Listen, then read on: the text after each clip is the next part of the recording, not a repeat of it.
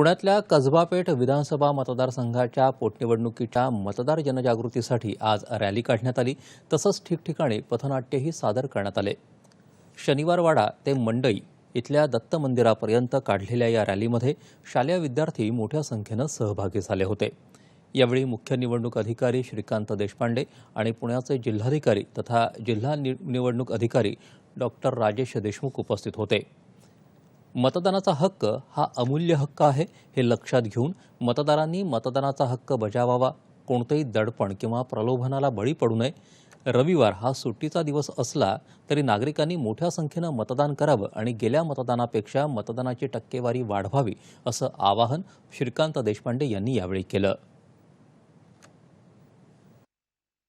जनजागृतीची रॅली आहे आणि याच्यामध्ये पथनाट्य, गीत आणि ही रॅली असं या कार्यक्रमाचं स्वरूप होतं।